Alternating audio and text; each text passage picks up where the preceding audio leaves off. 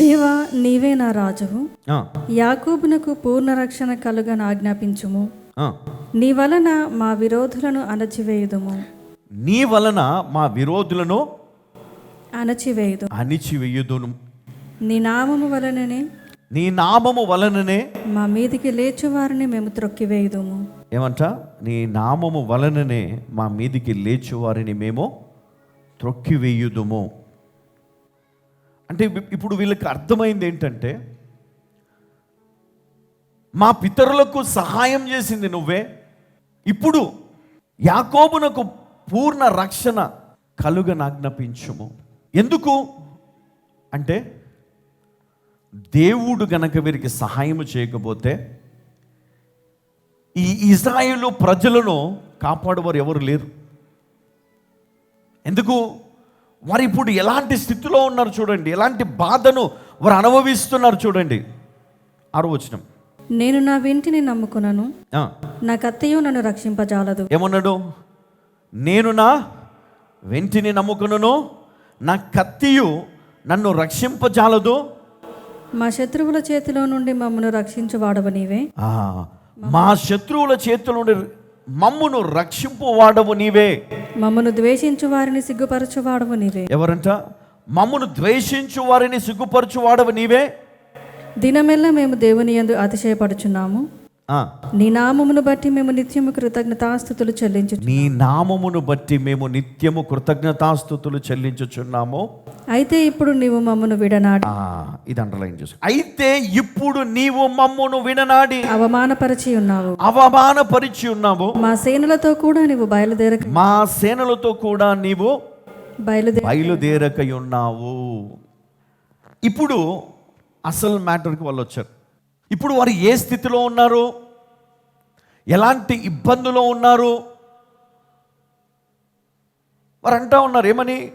ఒకప్పుడు మా పితరులకు నీవు తోడై ఉండి నువ్వు సహాయం చేసిన దేవుడవు.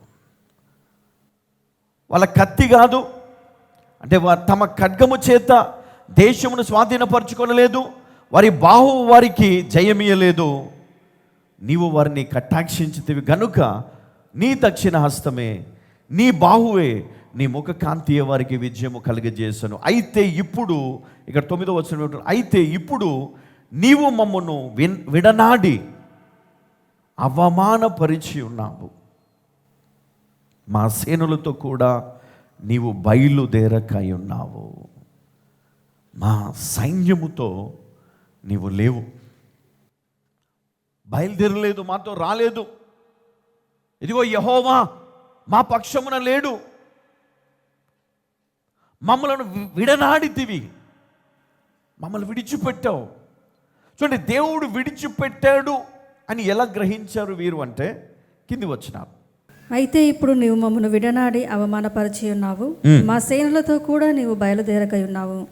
శత్రువుల ఎదుట నిలవకుండా మమ్మను వెనుకకు పారిపోజేయుచున్నావు. ఏమంట? శత్రువుల ఎదుట నిలవకుండా మమ్మను వెనుకకు పారిపోజేయుచున్నావు. మమ్మను ద్వేషించువారు ఇష్టము వచ్చినట్లు మమ్మను దోచుకొనుచున్నారు. ఎవరంటే? మమ్మను ద్వేషించువారు ఇష్టము వచ్చినట్లు మమ్మను దోచుకొనుచున్నారు. చూడండి, ఇక్కడ దేవుడు వారి పితరులకు తోడుగా ఉన్నప్పుడు ఆయన వారి ముందుగా ఉన్నాడు. వారి సేనలకు ఆయన తోడై ఉన్నాడు. వీళ్ళు ఏమంటున్నారు?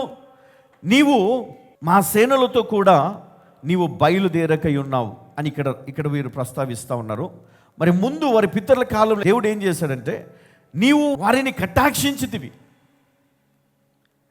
కనుక నీ దక్షిణ హస్తమే, నీ బాహువే, నీ ముఖ కాంతియే వారికి విజయమునిచ్చింది. అంటే ఇప్పుడు ఆ ముఖ కాంతి ఎక్కడ పోయింది అంటే ఆయన అనుగ్రహం లేదు, ఆయన దక్షిణ హస్తము వారికి తోడు లేదు, ఆయన కటాక్షము లేదు, ఆయన నడిపింపు లేదు. నిజంగా కొన్నిసార్లు మన జీవితంలో కూడా అలాంటి పరిస్థితులు వచ్చేస్తాయి. అలాంటి పరిస్థితులు వచ్చినప్పుడు ఏం చేయాలో అర్థం కాదు, ఎటు పోవాలో అర్థం కాదు. ప్రార్థన చేస్తూ ఉంటాం. మందిరానికి వెళ్తూ ఉంటాం, అయినా లోపటి నుంచి ఆ బాధ వేదన మనల్ని ఎంతగానో నలగగొడుతూ ఉంటుంది. మందిరానికి వెళ్తే కూడా మనం దేవుని ఆరాధించలేం, మందిరంలో కూర్చొని దేవుణ్ణి ఘనపరచలేం, ఆయనను స్తుతించలేము, ఆరాధించలేము, ఆయనను ఘనపరచలేము. చాలా వేదన, మనకి చాలా డిస్టర్బ్ అవుతూ ఉంటాం. మనం సంఘంలో కూర్చున్నప్పుడు అవే ఆలోచనలు, అవే అవే అవే అవే అవే చాలా డిస్టర్బ్ అయిపోతూ ఉంటాం మనం. సో సక్సెస్ రాదు, పరిగెత్తలేం, సరి అయినటువంటి డెసిషన్స్ తీసుకోలేం. ఏది తీసుకున్నా అది మనకు రాంగ్ అయిపోతూ ఉంటుంది. అయ్యా నేను సరైన వాళ్ళని పెట్టాను, సరైనది తీసుకున్నాను, సరైనది చేశాను, అయినా ఇవన్నీ కూడా తప్పు అయిపోయినాయి. ఎందుకు? దేవుడు చెయ్యి విడిచిపెట్టాడు, దేవుడు లేడు, దేవుడు వారికి తోడై ఉన్నట్లుగా మనకు తోడై లేడు. సమస్యల వలయంలో చిక్కుకున్నాం. చూడండి, అవమానించబడ్డాం, శత్రువుల ఎదుట నిలవకుండా మమ్మను వెనుకకు పారిపోజేయుచున్నాము. మమ్మను ద్వేషించువారు ఇష్టము వచ్చినట్లు మమ్మను దోచుకొనుచున్నారు. నిజంగా చాలామంది గొప్ప గొప్ప శాస్త్రవేత్తలు కావచ్చు, గొప్ప గొప్ప వ్యక్తులందరూ కూడా ఇలాంటి సమస్యలు ఉన్నప్పుడు వారు అన్వేషణ మొదలుపెట్టారు.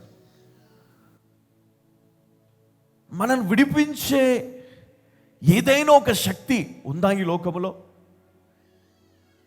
ఏదైనా ఒక మార్గం ఉందా? ఇంత గొప్ప సమస్య ఇది ఏ బ్యాంకు తీర్చలేదు, ఏ రాజు వల్ల కాదు, ఏ వైద్యుని వల్ల కాదు, కొన్ని సమస్యలు ఎవ్వరి వల్ల కాదు. మనం ఎవరిని నిందించడానికి లేదు. మరి ఆ సమయంలో వీళ్ళు చాలా అన్వేషణ మొదలుపెట్టారు. ఈ అన్వేషణలో వారికి దొరికినటువంటి గ్రంథాల్లో, చాలా ప్రాముఖ్యమైనటువంటి గ్రంథాల్లో మరి పరిశుద్ధ గ్రంథాన్ని వారు కనుగొని అందులోని సత్యాలను వారు తెలుసుకొని ఆ విధంగా వారు తమను తాము ఆ దేవాది దేవునికి వారు సమర్పించుకున్నారు. వాళ్ళు తెలుసుకున్నారు ఏంటంటే, మా యొక్క ఆలోచన, మా యొక్క ప్రవర్తన దేవునికి నచ్చలేదు. ముందు నుండే వారు మరి దేవుడు ఉన్నాడని నమ్మినా కూడా దేవుని ఉగ్రత కూడా ఉంటుందని వారు నమ్మలేదు. దేవుడు ఏం చేయట్లే అంటే, దేవుడు మమ్మల్ని క్షమించాడు, దేవుడు మమ్మల్ని కాపాడాడు, ఇంకా దేవుడు ఏం చేయడు, పట్టించుకోడు అనుకున్నారు. ఎందుకు పట్టించుకోడంటే, దేవుడు నిన్ను ప్రేమించట్లేదా? నీ కుమారుని నువ్వు పట్టించుకోవా? నీ కుమార్తెను నువ్వు పట్టించుకోవా? గాలికి వదిలేస్తామా? దేవుడు కూడా అంతే. నువ్వు తప్పు చేశామని, నువ్వు పాపం చేశామని నిన్ను విడిచిపెట్టడు. ఆయన నీకు తోడుగా ఉంటాడు, నిన్ను పట్టుకుంటాడు. కానీ నీ తప్పును గ్రహించేటట్టుగా చేసి నిన్ను తిరిగి ఆయన యొద్దకు నడిపిస్తాడు. దాన్ని మనం గ్రహించాలి. అయ్యా, మా పితరులకు నువ్వు ఎన్నిగా సహాయం చేసావు, ఇంత గొప్ప విజయాన్ని ఇచ్చావు, మాకు తెలుసు. 5వ వచనంలో అంటున్నాడు, నీ వలన మా విరోధులను అణిచివేయుదుము, నీ నామం వల్లనే మా మీదికి లేచు వారిని మేము త్రొక్కివేయుదుము. ఇది తెలుసు. కానీ ఇప్పుడు ప్రస్తుతము మా జీవితంలో ఉన్నటువంటి మరి ఈ శత్రువుల ఎదుట నిలవబడకుండా మమ్మను ఎందుకు నువ్వు వెళ్ళకొడుతున్నావు, సిగ్గుపరుస్తున్నావు? చాలాసార్లు మరి అనేకులు వారి ప్రార్థన అవసరతలు వారు కోరినప్పుడు వారి ప్రేయర్ రిక్వెస్ట్ నేను చూసినప్పుడు అందులో ఉన్న సమస్యలు, అది మనం ప్రార్థన చేయడం వల్ల కొంతవరకు వారికి అది ప్రొటెక్షన్గా ఉండొచ్చు. కానీ వారంతట వారు వారి ప్రవర్తనను మానుకొని దేవుని చిత్తాన్ని వారు తెలుసుకొని దేవుని ఉద్దేశములను ఎరిగి వారు వాక్యానుసారమైనటువంటి మంచి జీవితాన్ని అనుసరించినప్పుడు తప్పకుండా దేవుడే వారితో మాట్లాడతాడు. దేవుడు వారిని బలపరుస్తాడు.